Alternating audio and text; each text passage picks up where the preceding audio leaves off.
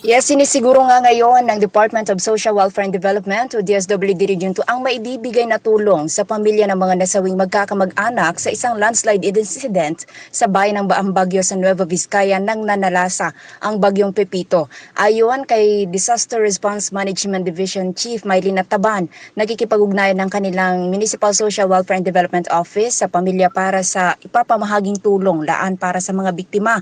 Sa ilalim ito aniya ng programang assistance to individuals in crisis situation ng ahensya kung saan dito ay napagkakalooban ng financial assistance yaong mga taong nasa crisis o emergency situation. Ang kalunos-lunos na insidente nangyari gabi ng linggo sa isang sitio sa Barangay Labang nang nararanasan pa rin ang epekto ng bagyo kung saan ayon kay MDRRMO designate Kevin Mariano, bigong mailikas ang mga biktima sa ligtas na lugar. Ayon kay Mariano, isang ang Barangay Kagawad ang haligi ng tahanan na tumulong pa sa pagpapalikas sa kanyang mga kabarangay, ngunit nagtiwala umano itong ligtas sa kinatatayuan ng kanilang bahay at hindi na inilikas pang pamilya. Hanggang sa pag-uwi nito makaraan ng ilang sandali, nangyari ng insidente. Dito'y nasawi ang 4 nitong anak, kasama pa ang kapatid at ang pamangkin ng misis nito. Ayon kay Mariano, sa tulong na rin ng mga residente sa lugar na iligtas ang Barangay Kagawad, may bahay nito at ng isa nilang anak na ngayon ay nagpapagaling na sa pagamutan.